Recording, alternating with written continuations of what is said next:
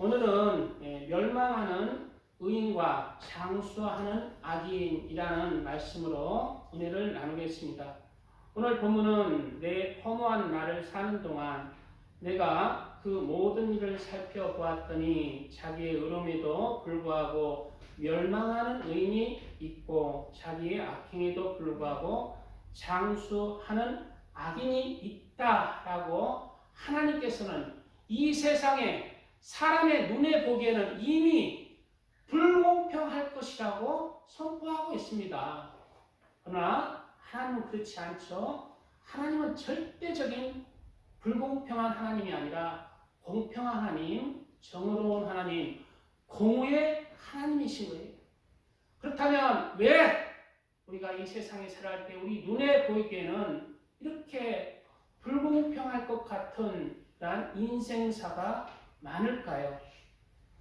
세상을 살아가다 보면 하나님이 계시면 어찌하여 악인은 형통하고 잘 먹고 잘 사는가? 어찌하여 하나님은 악인들을 꽝 하고 심판하지 아니하시는가? 심지어 하나님을 믿지 않고 온갖 악을 짓는 악인들의 삶은 그 삶이 형통할 뿐만 아니라 죽을 때에도 많은 부귀 영광을 그 아들에게 손자에게 넘겨주고 너무 평안한 죽음으로 이 세상의 삶을 마감하는 그러한 불공평한 그러한 처사의 일들이 많은 것입니다. 오늘 본문의 말씀은 바로 그럴 것이라는 거예요. 장수하는 악인이 있다는, 이 세상은 형통하는 악인이 있다는 거예요. 그러나 그게 불공평한 것이 아니라 그것이 바로 하나님의 공평한 하나님의 심판이라는 것을 우리가 알아야 된다. 반면에 하나님을 믿고 선하게 또 착하게 살고자 하는 그런 선한 의인의 삶을 노력하는 사람들은 왜 악인들보다 그 삶이 더 고달프고 더 힘들도록 그렇게 하나님께서는 가만히 계시는지, 또 심지어 그렇게 선하고 착하게 살던 사람은 죽을 때도 또 힘이 들고 고통 가운데 죽어가는 모습들이 종종 있는 것입니다. 이러한 이해할 수 없는 하나님의 그러한 불공평할 것 같은 인생사가 있습니다. 하나님을 경외하며, 그러나 오늘 말씀은 그게 아니죠. 멸망하는 의인이 있다는 거예요. 하나님께서 이미 정하신 것입니다. 오늘 말씀과 하나님은 공의롭다라는 말씀을 우리가 종합해서 상고해 보면은 이러한 하나님의 처사는 불공평한 처사가 아니라 그 자체가 정의로움이고 공의라는 것을 깨달아야 한다는 거예요. 왜 그럴까요? 뒤에 말씀드리겠습니다. 하나님을 경외하며 하나님을 중심으로 모든 삶을 살았던 욥이라는 성경의 주인공이 있습니다. 이 사람은 하나님을 경외했습니다. 순전하여 하나님을 경외하며 악에서 떠난 자라고 성경은 말씀하고 있어요. 그렇지만 이 욥에게 닥친 고난과 고통과 시련은 평범한 사람의 고난과 고통과 시련이 아니었던 거예요. 한순간에 하나님을 경외하며 악에서 떠난 그 순전한 욥에게 자신의 모든 재산이 한순간 날아갔습니다. 자신의 7남 3녀의 자녀들이 죽음을 당했습니다. 그리고 자신은 머리부터 발끝까지 악창 피부병, 고치지 못할 피부병에 걸려서 기왓장을 긁으면서 하나님 나를 죽여주십시오 하는 그런 탄식을 하면서 하나님을 이 불공평할 것 같은 그 하나님의 처사에 대해서, 이해할 수 없는 하나님의 처사에 대해서 이렇게 고백하고 있습니다. 어찌하여 악인이 생존하고 장수하며 세력이 강하냐. 그들의 후손이 앞에서 그들과 함께 굳게 서고 자손이 그들의 목전에서 그러하구나. 그들의 집이 평안하여 두려움이 없고 하나님의 내가 그들 위에 임하지 아니하며 그들의 수소는 새끼를 베고 그들의 암소는 낙태하는 일이 없이 새끼를 낳는구나. 누가 이렇게 형통하고 부유한 삶을 산다고 그래요? 악인이요. 악인이 산다는 거예요. 그들은 아이들을 양떼같이 내보내고 그들의 자녀들은 춤추는구나. 그들은 소고와 수금으로 노래하고 피립으로 즐기며 그들의 날을 행복하게 지내다가 잠깐 사이에 수월에 내려가느니라 라고 하면서 탄식하고 있습니다. 이러한 의문은 동서고금을 막론하고 작금의 성경의 많은 선지자들도 또한 지금의 예수님을 믿는 그리스도인들도 가지고 있는 그러한 의문들입니다.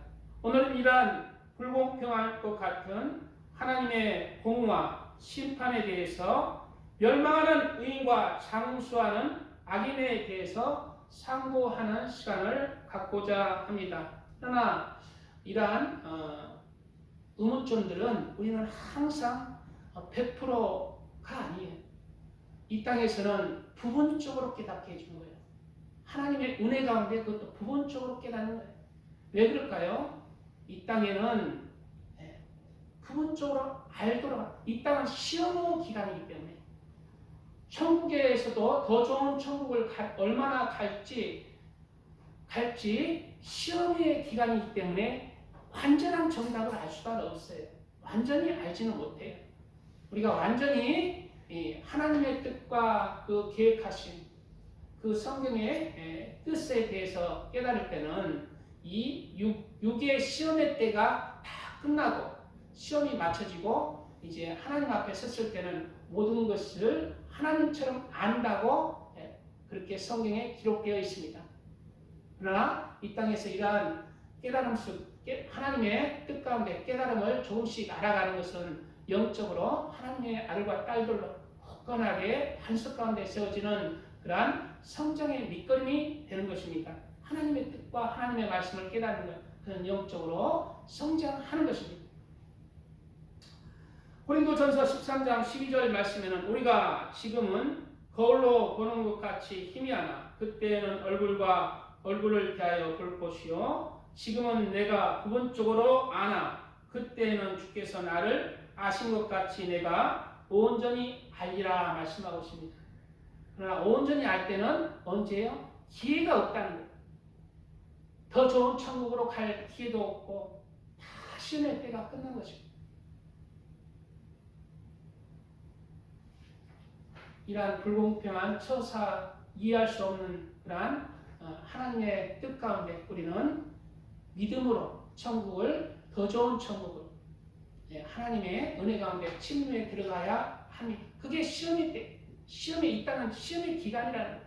그렇기 때문에 안 알려주는 거예요. 정확하게 온전히는 알 수가 없는 거예요. 그러나 부분적으로 알 수가 있는 거예요. 하나님의 은혜가. 오늘 15절 오늘 하나님의 말씀에 내 허무한 날을 사는 동안 내가 그 모든 일을 살펴보았더니 자기의 의로움에도 불구하고 멸망하는 의인이 있고 자기의 악행에도 불구하고 장수하는 악인이 있으니 라고 말씀하고 있습니다. 하나님은 정의로운 하나님이십니다. 불의를 미워하시며 악인의 삶에 대해서 철저히 공의대로 갚아주시며 또한 의인의 삶도 철저하게 소자에게 내 이름으로 내 인수 한 잔 주는 것도 하늘의 상급이 결코 잊혀지지 아니라 의인의 삶도 이 땅에서 하나님 앞에 심어진 것도 철저하게 공의 가운데 하늘의 상급으로 하나님께서는 갚아주시는 거예요. 냉수 한 그릇 주는 것 하나도 잊지 않는 거예요. 하나님에 대한 모든 성김들은 이 땅에서 유구것으로 심고 영원 것으로 없어질 것으로 심고 영원한 것으로 우리가 얻는 것입니다. 이 땅의 육에 하나님 앞에 의인들의 그러한 신원들 하나님께서 잊지 않으신 거예요. 이 얘기가 좀 죄송스러운데 이번에 우리 권태자 성도님이 애토믹 커피를 그냥 한 통 교회에 그냥 기증을 하셔가지고 그리고 또 이제 애토믹 커피로 이렇게 선물을 했지만은 하나님께서 잊지 않으신 거예요. 하늘에서는 애토믹 커피 저기 뭐 한 달 먹으면 끝나잖아요. 그러나 하늘에는 영원히 없어지지 아니하는 그러한 차로 아주 맛있는 차로 영원히 먹어도 없어지지 않는 차로 선물해 줄지 그거는 알 수가 없는.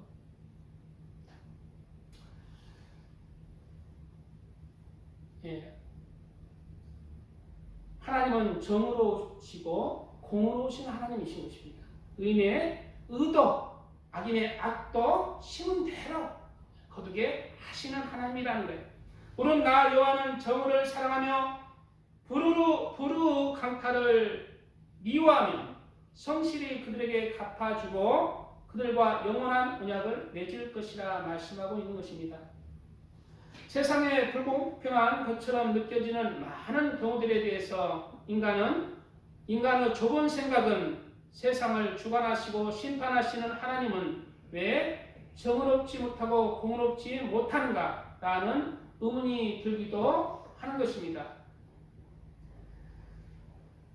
그런데 오늘 본문과 위의 구절을 상고해 볼 때 바로 멸망하는 의인의 삶도 장수하는 악인의 삶도 모두 하나님의 공의로운 심판 안에서 행해지고 있는 중이라는 것을 우리는 깨달아야 합니다. 그래서 의인의 고통이 아닌 거예요. 하나님 보시기에는 고난이 아니라는, 심판이 아니라는, 악인의 행동도 하나님 보시기에는 축복이 아니라는 거예요.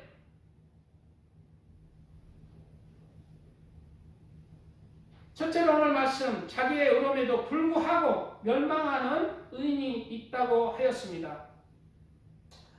하나님의 말씀을 따라 의롭게 살아가려고 하고 노력하지만 이 땅에서는 멸망하는 의인이 있다는 것입니다. 하나님은 하나님을 사랑하고 그 계명을 지키는 자에게 천대까지 복을 주시는 하나님이십니다. 이 땅에 복도 주시기를 원하시지만 궁극적으로 하나님의 나라에서 영원한 복을 주시기를 원하십니다. 왜냐하면 그것이 진짜 하나님 보시기에는 진짜 복이라는 거예요. 이 땅의 복들은 하나님 보시기에 순간이에요. 아무것도 아닌 것이에요. 이 땅의 복들은 일시적인 시간들이지만 하나님의 나라의 복은 영원한 시간들이기 때문에 하나님의 눈은 이 땅의 의인에 대한 그 갚음도 악인에 대한 그 갚음도 이 땅에 초점이 맞춰진 게 아니라 영원한 나라에 맞춰진 것입니다. 우리 사람의 눈에는 멸망하는 의인을 바라보고 의인이 왜 저리 힘들게 살아갈까라는 의문은 이 땅의 산만을 보고 판단하는 것입니다. 하지만 하나님이 보시는 것은 영원한 세계에서 축복과 은혜와 또 멸망과 심판을 함께 바라보고 그것을 초점을 해서 그것을 진짜로 해서 바라보시기 때문에 하나님의 눈과 사람의 눈은 다른 것입니다. 그러므로 이 땅에서의 멸망하는 삶이 진짜 멸망이 아니며 이 땅에서의 축복도 진짜 축복이 될 수는 없습니다. 이 땅에서 불공평한 것처럼 보이는 의인과 악인에 대한 하나님의 공의로운 심판은 이 땅에서 행해지지 아니한다면 어디에서 그 갚음과 그 악인에 대한 심판이 행해지는가? 그것은 결국 이제 돌이킬 수 없는 곳에서 행해지는 거예요. 이제 악인이 회개하려고 해도 못하는 곳에서 이제 심판만 있는 곳에서 악인에 대한 심판이 있는 것이고, 의인도 이 땅에서 다 하나님이 안 갚아준다면 영원한 하늘나라의 보답으로 갚아줍니다. 그래서 구제할 때 너는 왼손이 하는 것을 오른손이 모르게 하라고. 이 땅에서 내가 누구 도와줬어요? 뭐 자랑하고 사람한테 영광을 취한다면 하나님께서 이미 너는 상을 받았다는 것입니다. 의인의 삶도 이 땅에서 하나님을 위해서 많이 심었는데 축복이 임하지 않았다면 하나님께서 갚아주는 거예요. 무엇으로? 영원한 나라에서.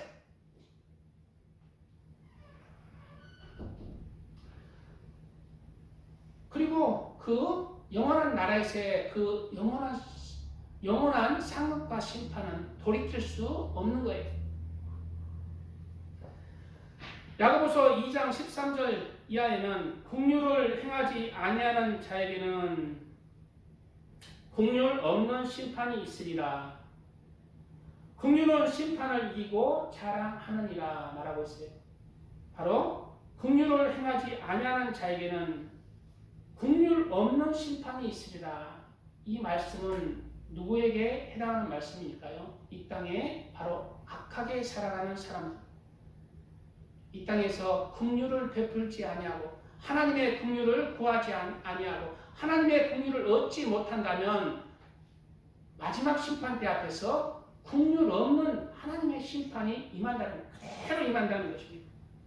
그리고 이 땅에서 하나님의 긍휼 가운데 우리의 의인들의 삶이 하나님 앞에 그렇게 힘들고 고난 중에 있고 하나님의 은혜를 구하고 그 고난 가운데 하나님을 찾고 회개하는 삶을 사는 하나님의 긍휼을 구하는 삶을 살아갈 때 긍휼은 마지막에 뭐라고 했어요? 긍휼이 있는 심판으로. 긍휼은 심판을 이기고 자랑한다는 거예요.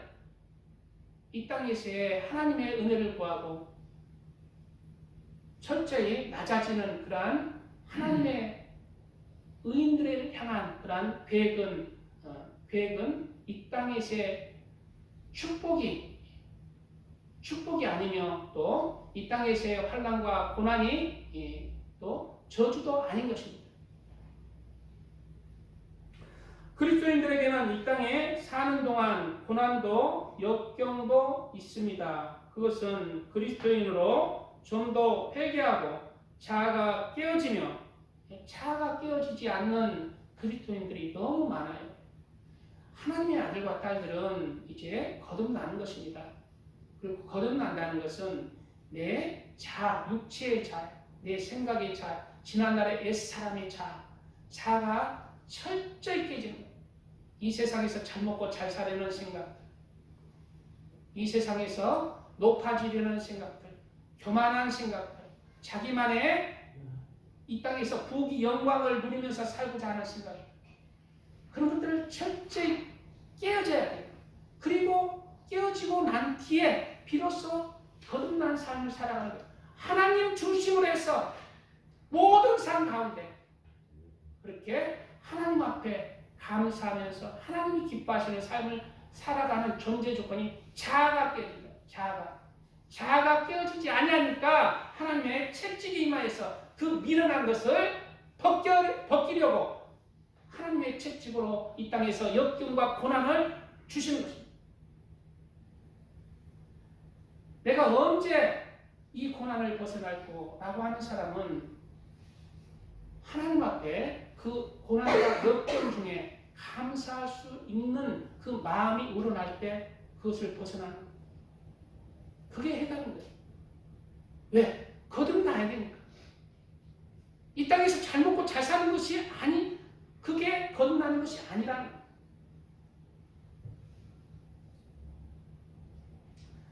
이 땅에서의 고난과 역경들은 하나님의 말씀으로 거듭나도록 하는 하나님의 채찍이며 사랑이며 기회를 주시는 것입니다. 왜냐하면 이 땅에 삶이 끝나면은 이제 하나님의 심판이 있는데 그 심판 앞에 하나님이 섰을 때는 이제 회개할 수도 돌이킬 수도 심을 수도 상급을 쌓을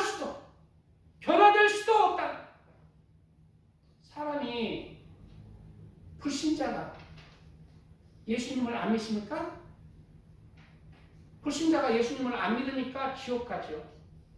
그러면 불신자가 죽습니다. 그러면 죽으면 그 영혼이 빠져나가요. 하나님 앞에서요. 그러면 하나님이 있는 것, 지옥이 있는 것, 마귀가 있는 것, 천국이 있는 것 다 압니다. 그때 하나님 믿으면 되잖아요. 예수님 믿으면 되잖아요. 근데 그때는 안 된다는 거예요. 예수님이 있는 것, 천국이 있고 지옥이 있는 것은 알지만 예수님을 주로 고백할 수, 그때는 굳어진 상태. 영혼을 그 마음 그대로 가지고 가기 때문에 굳어져 버려요. 믿어야 믿을 수가 없는 거예요. 예수님을 주님으로 고백하지를 못하는 거예요. 우리가 돌이킬 수 있는 때는 바로 이 땅에서나 상급을 쌓을 기회도 이 땅에서의 삶. 그러기에 의인에게는 하나님께서 고난과 역경도 함께 주셔서 이 땅에 자아가 깨지고 하나님의 백성으로 거듭나게 하시고 그리고 천국 백성으로 이 땅을 바라보지 않고 살아갈 수 있도록 그렇게 하나님의 의인에 대한 그 고난과 역경은 하나님의 가장 큰 기회이며 하나님의 축복이 되는 것입니다. 잠언 13장 24절 말씀에는 매를 아끼는 자는 그 자식을 미워함이라 자식을 사랑하는 자는 근실히 징계하느니라 라고 말씀하세요. 요즘 자식들 매 안 되잖아요. 성경에 이런 말씀하고 전혀 때리면 징역 가요. 요즘 때리면 징역 가요. 저는 옛날에 참 두드러 맞기도 맞았는데 우리 어머니가 다 징역 가요. 다 징역 가요. 징역 가요. 우리 권대자 선생님 두드러 팼어요? 안 뺐어요? 징역 안 가겠네. 근데 하나님의 말씀은 자식을 사랑하지 안 패는 것은 자식을 안 패는 것은 근실히 징계 안 하는 것은 자식을 미워한다는 거예요. 왜? 자식을 사랑하는 자는 자식을 근실히 징계한다는 것입니다. 어렸을 때부터 매로 근실히 징계 이렇게 딱 하면서 사랑은 또 사랑대로 주고 딱 매는 매대로 주고 제대로 키우는 자식들은 빗나가기가 쉽지 않습니다. 참된 그리스도인들도 하나님께서 이렇게 키우는 것입니다. 근실히 징계하는 거예요. 자아를 깨뜨리기 위해서 옛사람의 성품을 펴도록 하기 위해서 근실히 징계하는 것입니다. 참된 그리스도인은 이러한 징계와 채찍으로 자신을 더 돌아보고 철저히 더 자신을 낮추면서 하나님의 말씀과 은혜로 더 거듭나게 됩니다. 그것이 하나님이 원하시는 그리스도인의 모습들로 나오는 것이에요. 그러므로 그리스도인의 삶 속에서 역경과 고난은 하나님의 영원한 더 큰 축복을 받기 위한 은혜와 축복이 되는 것입니다. 욥이 그 고난 중에 욥은 자신의 이성적으로는 하나님의 고난을 이해하지 못하지만은 영은 알아요. 영은 고백해요. 우리도 우리의 삶 속에서 이성적으로는 하나님의 뜻이나 그런 것을 깨닫지 못하지만은 내 영이 아는 거예요. 내 영이 아는 거예요. 이성적으로는 하나님이 안 보이지만 왜 이 자리에 나왔나요? 할 일 없이 나왔나요? 하나님이 내 영은 하나님이 계시고 천국과 지옥이 있다는 것을 아는 거예요. 그래서 내 영이 이곳에 이끄는 것입니다. 욥도 고난 중에 이성적으로는 깨닫지 못하는 말을 하고 있어요. 그런 제 개인적인 생각이에요. 영의 고백 같은데요. 나의 가는 길을 오직 그가 아시나니 그가 나를 단련하신 후에는 내가 정금같이 나오리라 라고 말씀하고 있다. 하나님께서 욥의 그 고난을 통해서 정금같이 나오도록 욥의 그 고난을 허락하셨다고 고백하고 있는 거예요. 그러나 욥의 많은 부모들이 내가 어찌하여 태에서 나와서 이 고생을 하는고 하면서 이성적인 그런 깨달음은 하나님에 대한 그 계획은 깨닫지 못하지만 내 영이 아는 것입니다.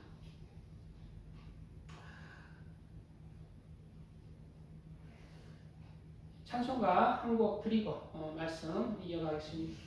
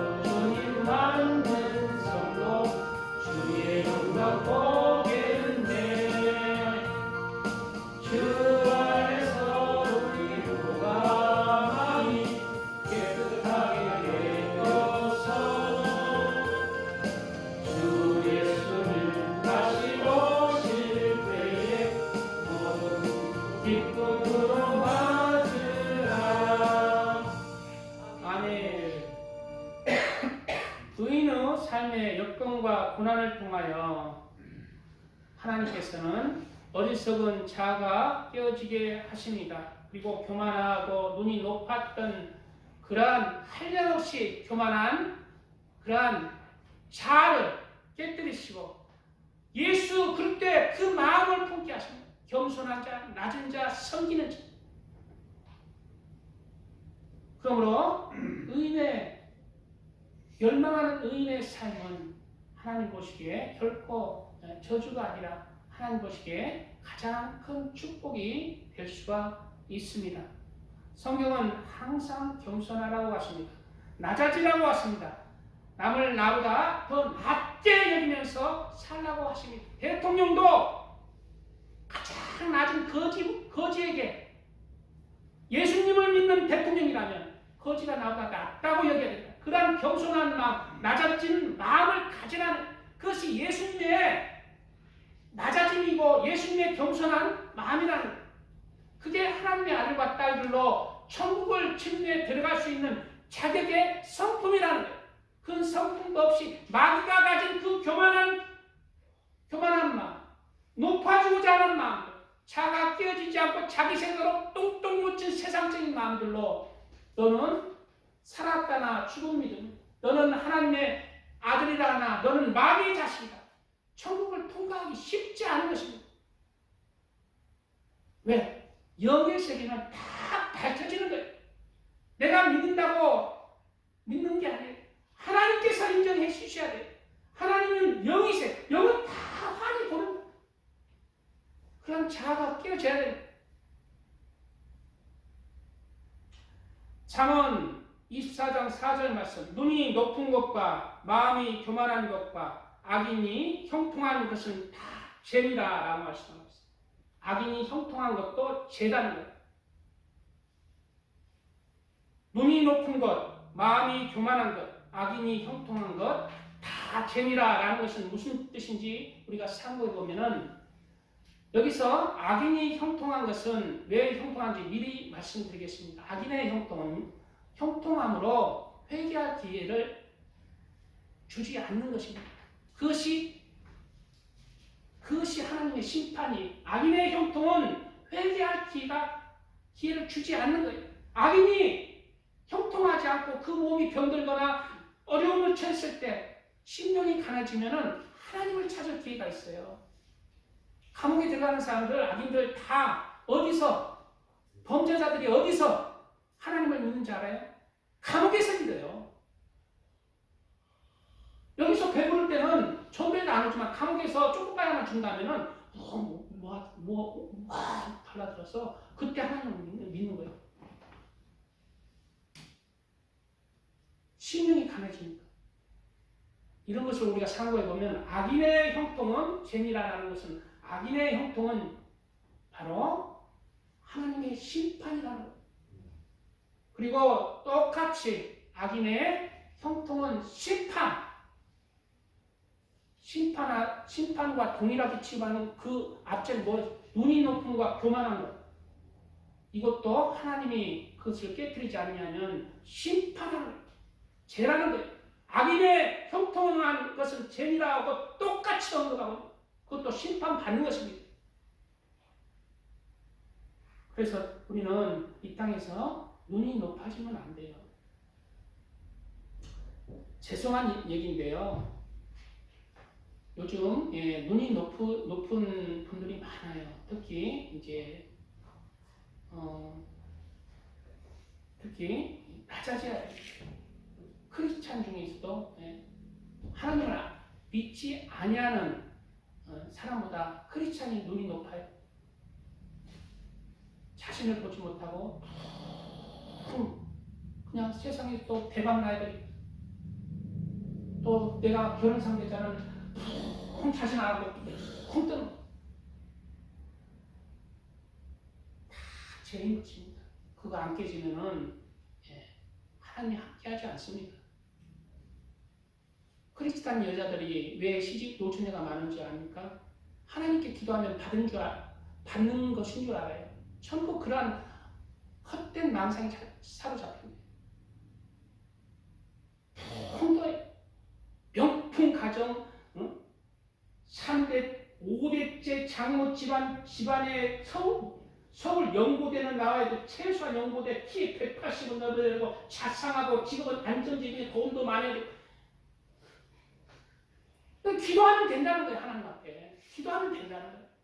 근데 하나님은 이제 기도 도장을 딱 찍을 때, 네가 그 노처녀가 기도하는 그 신랑도 기도할 거 아니에요. 믿음 좋은 사람 달라고 하니까. 그럼 그 기도하는 그 신랑은 그 기도하는 여자를 놓고 기도하겠냐는 본래 처지를 생각해요. 하나님께서는 양쪽에 맞아야 될 거 아니에요. 그래야 안 되는 거예요.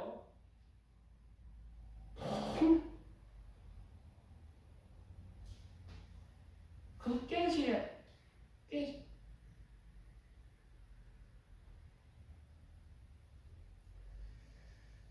성경은 그날에 눈이 높은 자가 낮아지며 교만한 자가 굴복되고 여호와께서 홀로 높임을 받으시라. 바로 심판의 때 교만한 자 낮아지게 한다. 교만한 자 낮아지게 한다. 이 땅에서 뿐만 아니라 이제 그 상태로 가면 안 된다는 거예요. 하나님 만나면 안 된다는 거예요. 교만은 패망의 선봉이요 거만한 마음은 넘어짐의 앞잡이입니다. 내 삶 속에서 눈이 높은 거 항상 경계해야 됩니다. 왜냐하면 마귀의 근본의 죄, 하나님을 배신한 마귀의 근본의 죄가 눈이 높아지고 교만한 죄이기 때문에 다른 것을 다 품을 수 있어요. 가난한 사람도 품고 병든 사람도 품고 성격 고약한 사람도 품을 수 있는데 교만한 사람, 눈이 높은 사람은 본인 스스로 또 그렇고 품기 쉽지 않습니다. 깨어져야 합니다.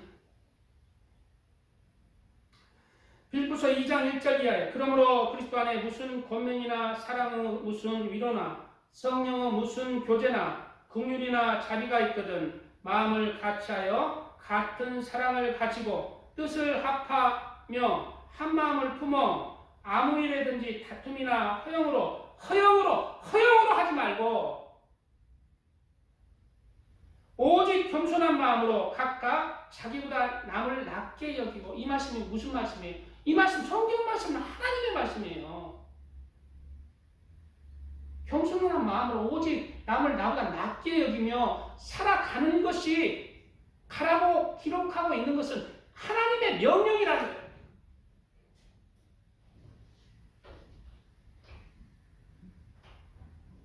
각각 자기 일을 돌볼 뿐더러 또한 각각 다른 사람들의 일을 돌봐 나의 기쁨을 충만하게 하라. 너희 안에 이 마음을 품으라. 곧 그리스도 예수의 마음이니 그는 근본 하나님의 본체시나 하나님과 동등됨을 취할 것으로 여기지 아니하시고. 예수님께서 겸손한 마음이 안 가지시고 높아지고 교만한 마음 가졌으면 이 땅에 죄인의 모습으로 왔겠냐? 더 눈 높아지고 더 교만해지면 하늘 보자 위에 그냥 더 크게 그냥 하지. 이 땅에 우리 구원하러 육체를 입고 왔겠어. 우리도 이 땅에서 하나님의 일을 하려고 한다면 교만한 눈이 낮아져야 된다. 먼저 내가 깨어져야 된다. 이 세상에 욕심, 탐심, 눈이 높은 것, 교만한 것 다 내려놓을 때 예수님의 길을 갈 수가 있는 거예요. 예수님이 하신 위대한 사랑의 일을 할 수가 있는 것은 먼저 교만과 자아가 눈이 높은 것이 깨어져야 합니다.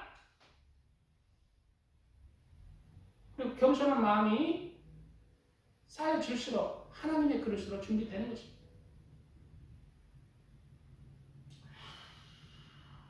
그러한 교만한 눈, 높아지고자 하는 마음 깨지지 않는다면 하나님이 채찍으로 때리시는, 안 풀리게 하시는 거예요. 아이의 마음에는 미련한 것이 얽혔으니 징계하는 채찍이 이를 멀리 쫓아내리라. 아이가 누구예요? 교만한 자예요. 눈이 높은 자예요. 하나님이 채찍으로 역경과 고난을 통해서 채찍으로 이를 멀리 쫓아내고자 한다는 거예요. 이런 하나님의 채찍은 저주일까요? 축복일까요? 축복이라는 것입니다.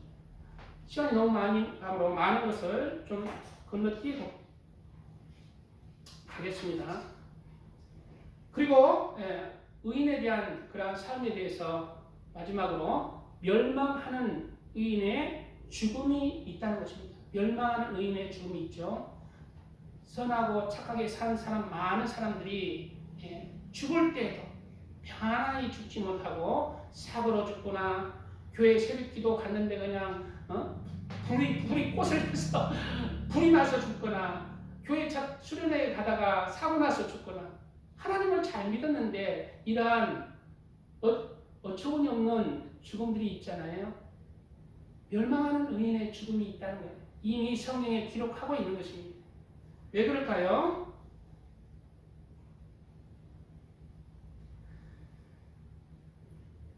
의인의 고통 가운데 죽음의 시간들은 의인들도 병원에서 편안하게 죽는 게 아니고 그냥 계속하면서 고통 가운데 죽는 사람이 많아요.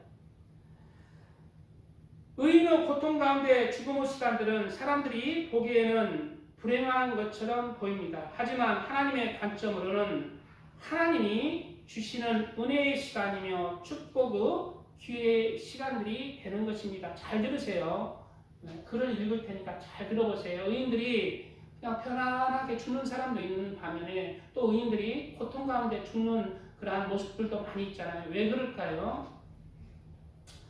하나님을 믿는 그리스도인들은 죽음을 앞둔 많은 고통의 시간들 동안 하나님을 만나게 되는 것입니다. 그 고통의 시간들이 없다면 하나님에 대해서도 천국과 지옥에 대해서도 죽음에 대해서도 소홀히 생각하는 그리스도인들이 많이 있었을 것입니다. 그러나 그러한 죽음을 앞둔 그러한 고통의 시간들이 있기에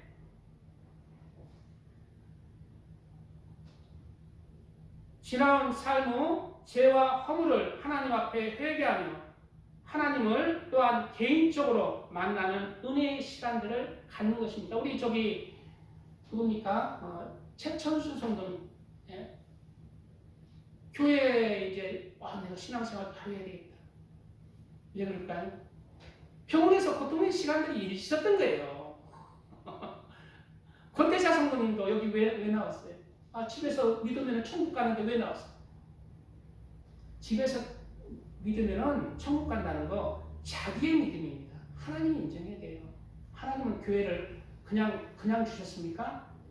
자기 홀로 신앙 잃어버린 양일 수 있어요. 하나님이 인정해야 돼요. 권태자 성도님도 아프니까 이제 정말 신앙생활 잘해야 되겠다 하면서 하나님이 은혜의 길을 주는 거예요. 우리의 생각의 확신이 진짜 진리가 될 수 없습니다. 모든 것은 하나님의 말씀이 진리이고 하나님이 우리의 믿음도 우리의 신앙생활 판단하는, 제가 봐서는 집에서 홀로 신앙생활 하나님 믿고 홀로 텔레비 보면서 신앙생활 하는 사람, 홀로 신앙생활 하는 사람, 많은 사람이 천국에 가는 사람들도 소수가 있겠지만 많은 사람들이 천국 문 앞에 안에 들어가지 못합니다. 왜? 그것은 하나님께서 인정하지 않기 때문에. 인정하는 신앙도 있어요. 마지못해서 집에서 들을 수밖에 없는 경우도 있을 것이고, 또 그러한 믿음이 어떠한 그러한 이유가 있을 것이고, 그러나 하나님께서는 교회를 세우리. 내가 이 믿음 위에 교회를 세운다고 했잖아요. 하나님의 일을 무엇을 통해 혼자 합니까? 우리 기독교가 개인 홀로 생활해서, 내가 홀로 신앙생활해서 내가 예수님을 믿게 되었습니까? 그런 잃어버린 양일 뿐인 거예요. 정신 차려야 돼요. 교회에 오도록 저렇게 하는 거예요. 솔직히 개인적으로 안 하도 돼요. 나 하나님만 바라보고 가는 거예요. 진짜 하나님의 말씀이기 때문에 전하는 겁니다. 홀로 신앙생활 하는 사람 중에 하나님께서 아시겠지만 신앙생활 구원받는 사람도 있어요. 그러나 많은 확률이 교회에 안 다니는 사람보다 떨어진다는 거예요. 교회 생활을 통해서 서로 힘이 되고 또 교회를 함께 이루어가면서 전도하면서 함께 하나님께서 많은 신약 성경의 구약 성경의 부분들을 그렇게 믿음의 공동체로 세우시고 계시는데 자기는 홀로 믿음 생활하겠다. 그건 하나님 말씀 어기는 거잖아요. 많은 부분을 교회에 대해서 얘기하고 있잖아요. 성경 말씀이. 많은 부분을 공동체에 대해서 얘기하고 있잖아요.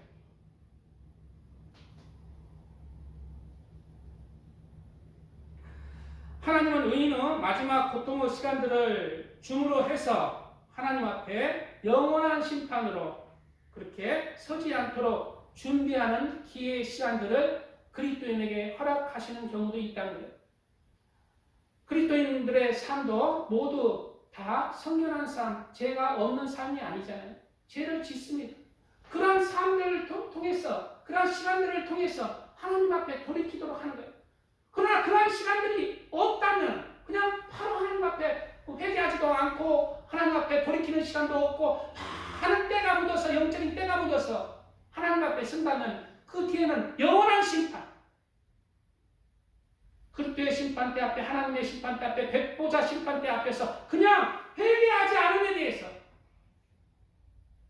믿음이 없는 것에 대해서, 하나님과 친밀한 시간을 갖지 않음에 대해서 모든 것을 하나님 앞에 공고하는데 긍휼 없는 심판을 받을 수도 있는 거예요. 긍휼 있는 심판을 받기 위해서 개인적인 시간을 갖게 하고 회개의 시간을 갖게 하는 긍휼은 심판을 이기고 자랑하느니라. 이런 긍휼의 심판을 받으시기 바랍니다. 시간들을 많이 가서 지금 많이 생각하고 두 번째 자기의 악행에도 불구하고 장수하는 악인이 있다고 오늘 말하고 있습니다. 자기의 악행에도 불구하고 장수하는 악인이 있으니 라고 말씀하고 있죠. 우리 그리스도인들 뿐만 아니라 많은 믿음의 선지자들도 악인이 잘 먹고 잘 사는 것에 대해서 의문을 가지고 있었습니다.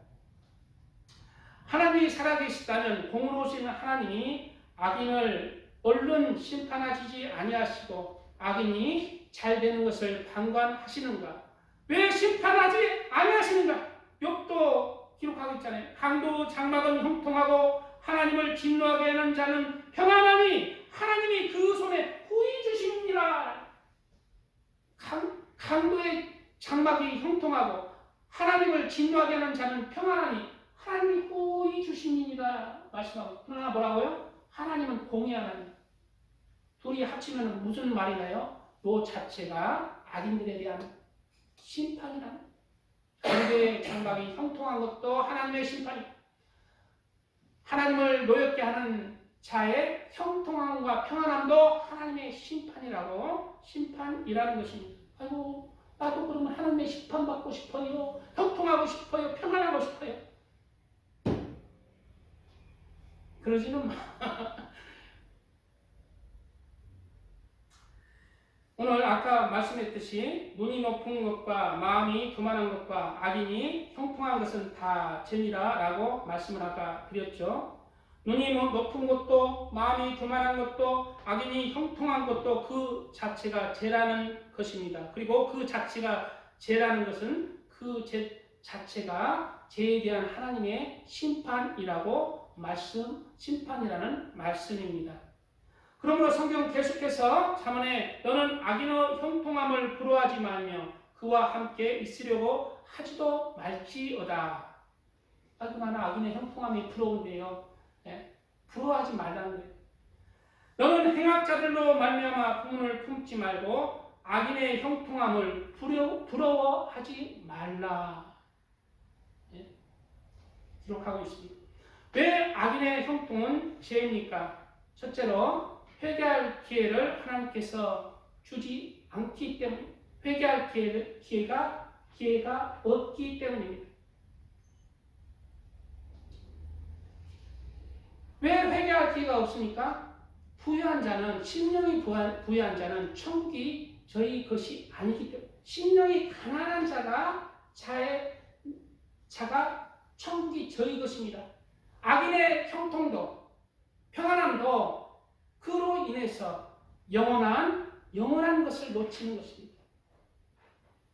육의 것을 취하는 대신 영원한 것을 잃어버리는 거예요. 악인의 형통이 그렇다는 거예요. 하나님은 이 땅에 잠시 잠깐의 악인의 부귀영화는 그것은 축복이 아닌 것입니다. 부귀영화로 악인의 그 평안함과 부귀영화로 하나님을 찾지 않습니다. 늘 성경에 보면 부자와 거짓 나사로의 그 예화를 통해서도 부자는 하나님을 찾지 않아요. 배부른 자는 하나님을 찾지 않습니다.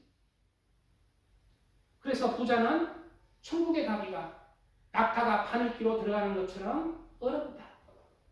그렇게 말씀하고, 그래서 악인의 형통은 그 자체가 하나님의 심판이라고 볼 수가 있는 것입니다. 악인들이 이제 언제 하나님처럼 아까 얘기했듯이 이제 감옥에 가거나 푹싹 주저앉아서 이제 홀라당 망하면은 심령이 가난해져요. 그때 하나님을 믿게 되죠. 그래 이제 그 감옥에서 하나님을 만난 사람 많이 있잖아요. 그러면서 이제 대도 조세영이도 그렇고 족복 조양이도 그렇고 자기가 목사 된다고 하다가 또 이제 조세영이는 또 도둑지대가 들어가고 조양이는 두드러 패가지고 옛날 성질 보풀이가 또 들어가고 다시 개가 토했던 걸 먹고 돼지가 누웠던 곳에 다시 들어눕는 그러한 자리로 가고 말았습니다. 그러나 오늘 말씀의 중점은 악인의 형통함은 그 자체가 하나님의 심판이라는 악인이 죽을 때의 편안함과 형통함은 또한 마지막까지 회개의 기회가 사라진 저주이며 심판입니다. 악인이 이제 이번에는 좀 우리 북한만 봐더라도 김일성이 편안하게 잘 먹고 잘 살다가 특별히 누가 쿠데타 일으키지도 않고 총 맞아 죽은 것도 아니고 편안하게 잘 먹고 잘 살다가 이렇게 나와가지고 허허하고 죽었잖아요. 김정일도 그렇고. 그러나 그러한 형통함은 마지막까지 회개의 기회를 하나님께서 주지 않는 저주 그리고 심판이라는 것입니다. 시편 73편 이번에 이제 뉴스 보니까 혹시 권태자 성도님 서세원 씨 아셔? 예, 아이고 죽었다고 그러더라고요. 예. 서세원 씨가 아주 목사. 목사가 됐는데 아주 아주 마누라 이혼하고 네. 이제 결혼 후추 아가 몇 살? 7살인가? 근데 제가 이런 얘기 고인에 대한 얘기를 하기가 조심스러운데 굉장히 옛날에 웃겼잖아요. 그리고 재밌게 국민들을 재밌게 한 부분도 있지만은 그 삶을 들춰보니까 막 이제 아내와 결혼할 때도 그렇고 또 부부 생활할 때도 그렇고 많은 부분들이 좀 아닌 부분들이 있다는 얘기, 아닌 부분들이. 그래 이제 내가 댓글을 죽었다는 그 댓글을 읽어보니까 야 이런 댓글이 달렸어요. 난 댓글을 얘기하는 거예요. 내가 그렇다는 게 아니라 야 서세원 씨는 이 땅에 살았을 때 그렇게 악한 짓 많이 하면서 그렇게 살았는데 참 편안하게 죽는구나. 그냥 편안하게 건강하다 순식간에 죽는구나. 그런데 그 남은 아내 서정이는 지금 암투병인데 참 불공평한 것 같다. 이런 댓글에 이런 내용의 댓글을 내가 읽어봤어요. 그게 불공평한 것 아닙니다. 서정이가 아파요. 암투병인 걸로 알고 있어요. 그건 불공평한 게 아니라 바로 악인의 편안한 죽음은 그 자체가 서세원 씨보다 얘기하는 게 아니라 악인의 편안한 죽음은 마지막까지 하나님께서 회개의 기회를 주지 않는 저주이며 그리고 심판이 될 수가 있다는 것을 우리는 깨달아야 합니다. 철저하게 하나님은 작은 것 하나님 앞에 심은 것 작은 것 하나까지 섬세하게 이 땅에서 갚아주고 이 땅에서 갚아주지 않을지도 천국에서 더 좋은 것으로 영원한 것으로 갚아주시는 하나님이고 하나님께서는 심은 대로 그리고 우리 악들도 예수님의 보혈로 깨끗이 씻고 용서 돌이키지 않는 것들은 하나님께서 그런 것들을 또 돌이키도록 이 땅에서 하고 돌이키지 않는 것에 대해서는 그만큼 영원한 심판에서 천국에 더 좋은 천국으로 가지 못하는 그런 우리의 발을 묶는 것이 될 수도 있고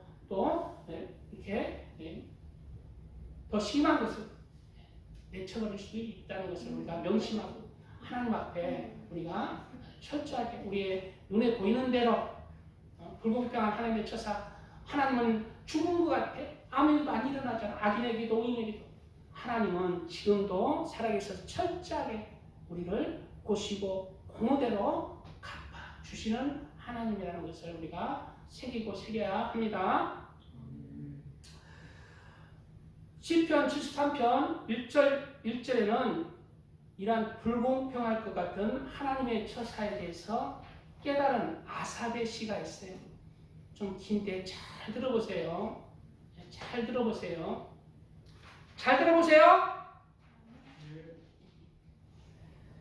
하나님 아삽의 시입니다. 하나님이 참으로 이스라엘 중 마음이 정결한 자에게 선을 행하시나니 나는 거의 넘어질 뻔하였고 나의 걸음이 미끄러질 뻔하였으니 이는 내가 악인의 형통함을 보고 오만한 자를 질투하였음이로다.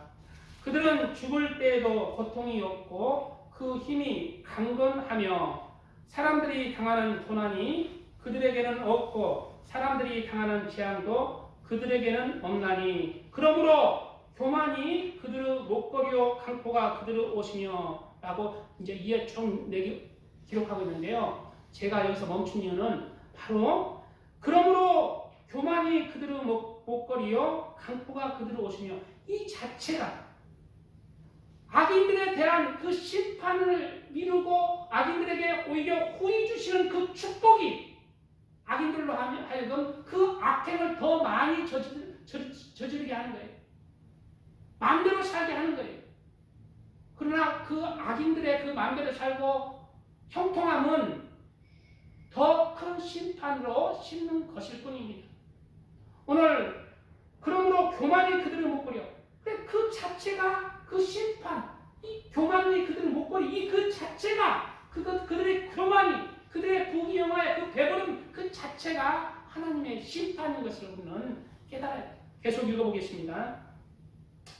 살찜으로 그들의 눈이 솟아나며 그들의 소득은 마음의 소음보다 많으며 그들은 능욕하며 악하게 말하며 높은 데서 거만하게 말하며 그들의 입은 하늘에 두고 그들의 혀는 땅에 두루 다니는도다. 멋대로 살죠. 하나님이 후히 주시니까 멋대로 살죠.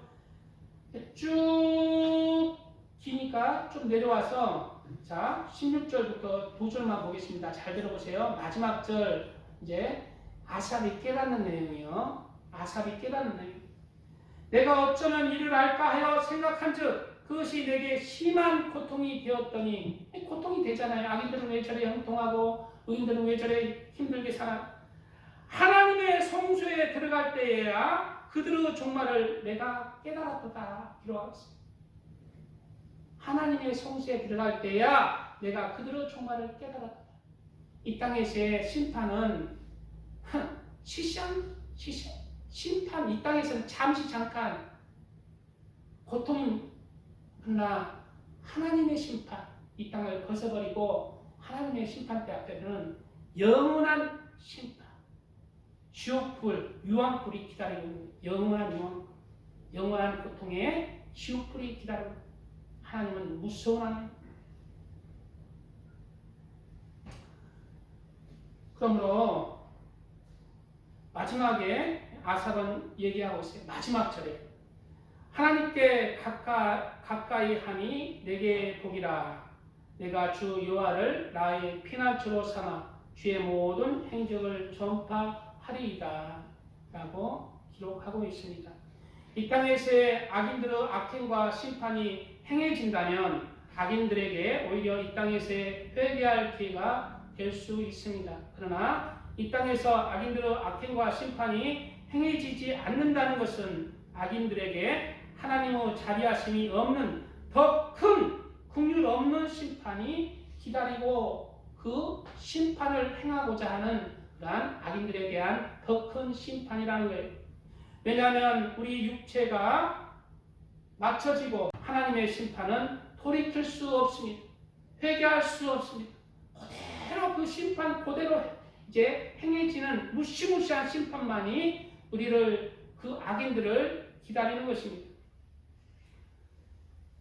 그러므로 우리는 하나님의 말씀을 따라서 악인의 형통함을 부러워하지 말고 의인의 그러한 또 고난과 역경 속에 의인의 멸망하는 의인을 불평하여 하지 말고 하나님은 공의롭고 정의롭고 하나님을 경외하는 하나님인 것을 깨닫고 죄와 허물에서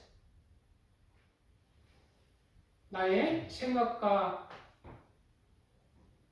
부족함에 대해서 철저히 하나님 앞에 낮아지시고 말씀으로 더 새롭게 하나님의 백성으로 나오시기 바랍니다.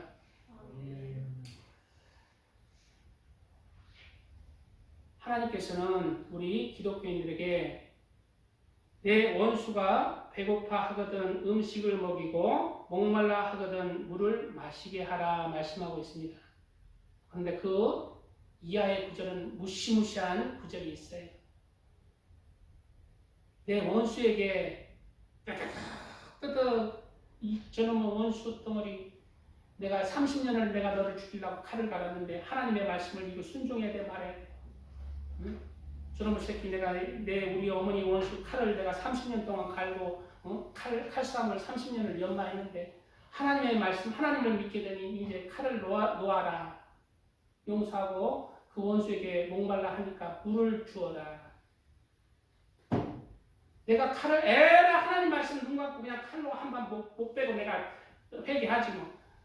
그게 나을까 원수에게? 그게 나을까? 내가 원수에게 목말라거든 물을 주는 게 나을까? 물을 주는 게 낫다는 거예요. 왜? 왜? 하나님이 그 심판을 행하신다.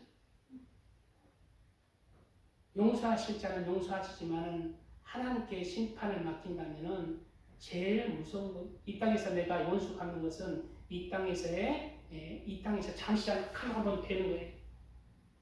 그러나 하나님은 영원한 그 심판을 하나님이 하셔. 그 다음 구절에 뭐라고 기록하여? 그리 하는 것은 핀 숯을 그 머리에 놓는 것과 일반이요. 핀 숯을 그 머리에 놓는 것과 일반이요. 여호와께서 내게 갚아주시리라 말씀. 하나님이 갚아주신다는 거예요. 우리는 무엇이다? 원수를 사랑하고 용서하라. 갚아주실 자는 갚아주신다는 거예요. 이번에 동영상 보니까 표예림이라고 유튜브가 여자 유튜브가 나와서 자기가 초등학교 때부터 12년 동안 몇 년 동안?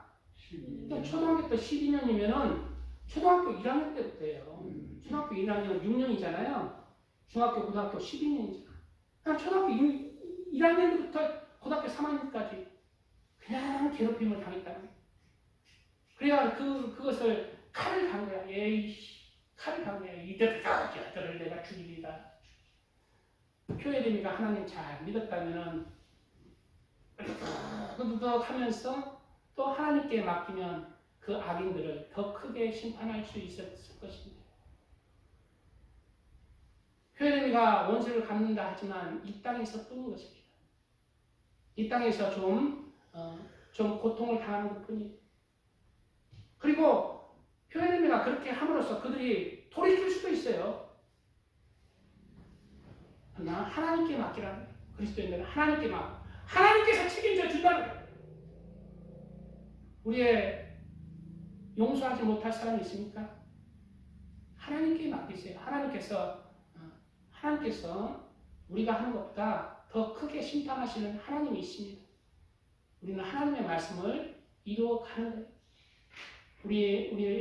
우리에 대한 악인들의 심판, 우리는 하나님의 말씀을 따라서 하나님의 자녀로서 선과 의와 사랑을 실천할 때 하나님께서 우리의 아버지이시니까 모든 것을 책임져 주시는 거죠.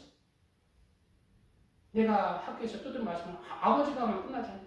육체의 아버지가 가도 끝나는데 만물의 창조주 하나님께서 계시는데 하나님의 말씀을 잘 듣고 이행할 때 우리의 삶에 모든 것이 풀리는 것입니다. 나를 죽이고 나를 깨뜨리고 낮아지고 겸손할 때 하나님께서 높여지는 것이 그것이 참는 것입니다. 또 용서하라고 할 때 용서하는 것이 가장 지혜로운 것. 남을 비방하고 판단하고 정죄하지 말라고 풍문하고 헤아리라 하는 것이 이 땅에서의 삶 동안 우리 하나님의 말씀에 우리가 이루어가야 될 그런 말씀들입니다. 이러한 우리가 오늘은 하나님의 그러한 멸망하는 의인과 장수하는 악인에 대해서 오늘은 살펴봤는데 우리는 이러한 말씀을 잘 상고해서 이 땅에서 철저하게 이 땅에서 심은 대로 의인도 거두고 악인도 거두는 것을 철저히 깨닫고 이 땅에서 하나님께 많은 부분 드려지는 그러한 삶이 되었으면 좋겠습니다. 주여 삼창하여 기도합니다. 주여